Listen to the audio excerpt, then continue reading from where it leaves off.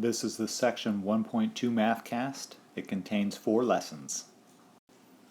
Students will discover and use the mean and standard deviation to describe center and spread of symmetric data distributions, and then use median and IQR to describe distributions with significant skew or outliers.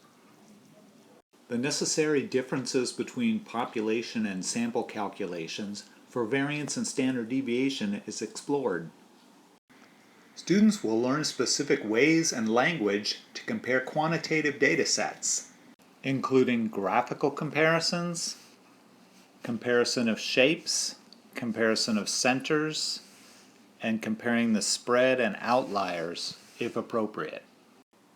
In Lesson 1.2.1, the Jumping Frog Jubilee is continued from Lesson 1.1.3 by analyzing the results of the 2008 and 2009 Jumping Frog Jubilee results. The students are reminded of the mean sensitivity and the median's robustness when including strong outliers. The lesson also includes math notes explaining how to find 5-number summaries, make a box plot, and determine outliers using the 1.5 IQR rule. The Jumping Frog Jubilee data is already loaded into the Univariate Data Explorer. You may want to practice loading the data with this e-tool so as to make class time more efficient.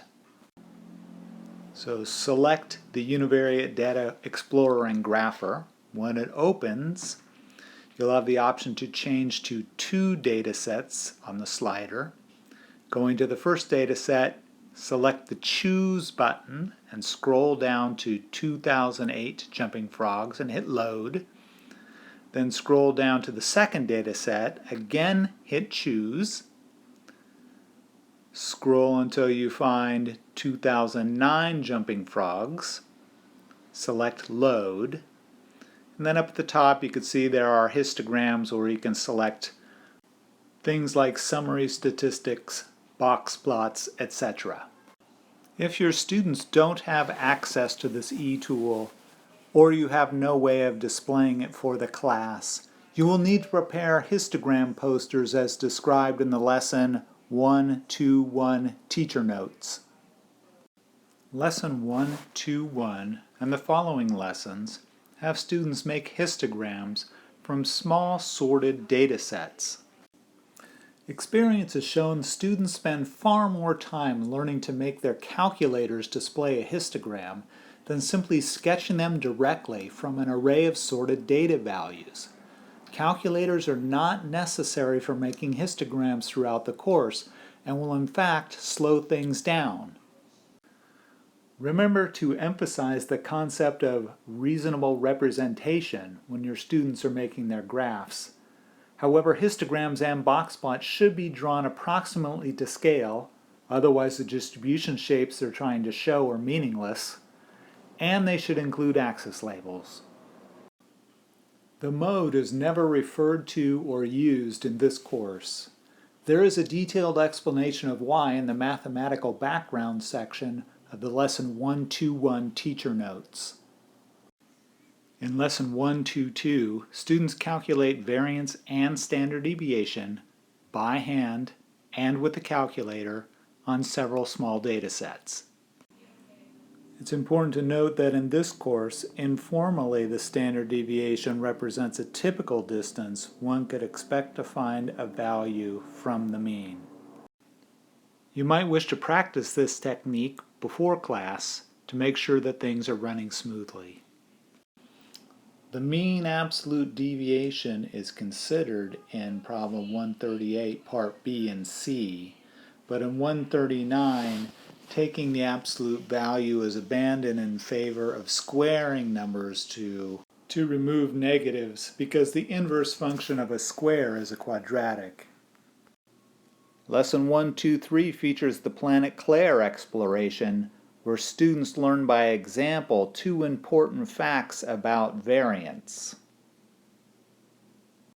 If you use the population formula when sampling, that is, dividing by n, there will be a bias towards underestimating the population variance. And This bias can be simply corrected by dividing by n minus 1 instead of n, giving the formula for the sample variance. There is a bit of reasoning and algebra involved in coming to these conclusions, but it's important to make sure that the students arrive at these conclusions without getting tangled up in the algebra. That being the case, there's a few things that you should review before the lesson. As you can see, the planet Claire has pink air and unusual inhabitants. Every inhabitant of planet Claire has either 1 or 5 pet rocks.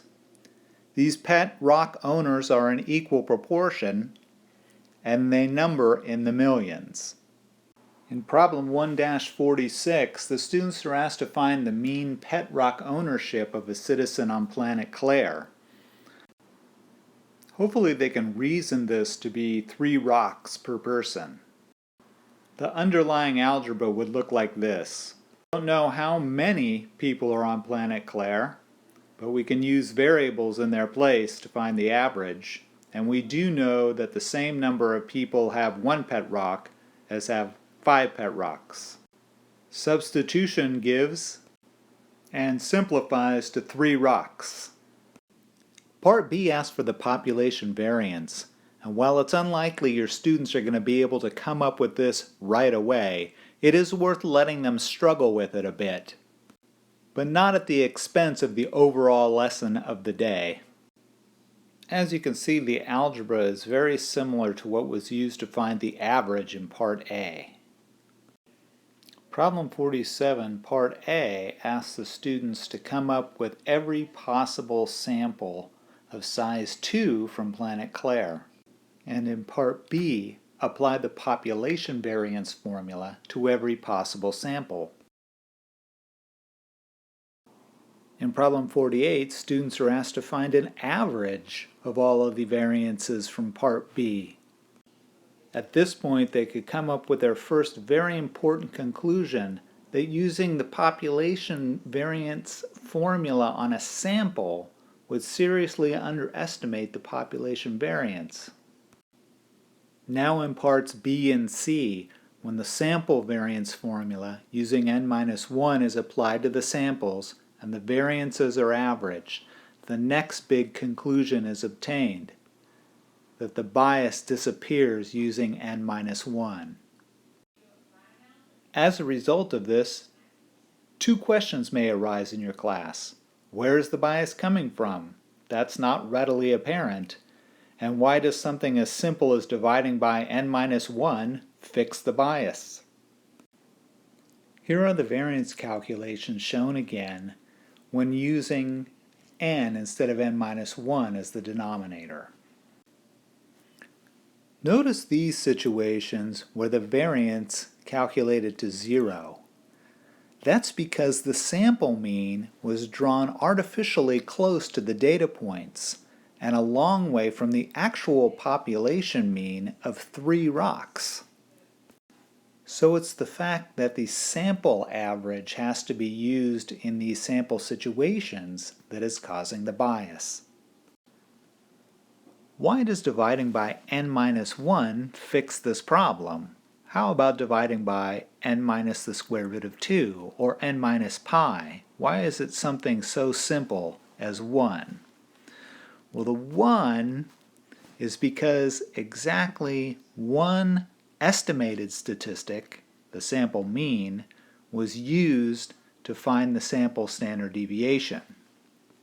This question is laying the groundwork for degrees of freedom used in inferential statistics, but you can see a detailed treatment of this topic in the Lesson 2.1.4 teacher notes.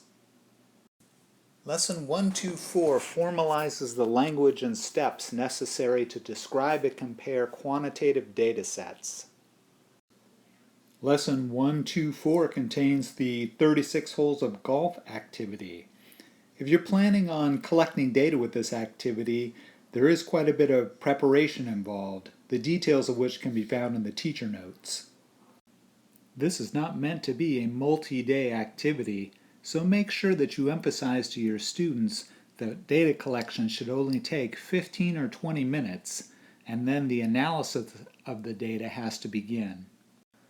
Describing and comparing data is an important skill to have on the AP examination, and your students will probably need additional practice.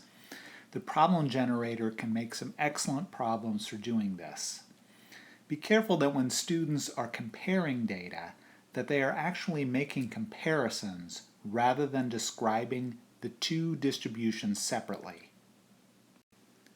Your students have now connected the median to the IQR and the mean to the standard deviation, and should be able to decide which is appropriate concerning the shape and outliers of a distribution. Your students should be able to compare the center, shape, spread, and outliers of two different distributions, and they've developed variance and standard deviation as methods of reporting variability or spread in a distribution.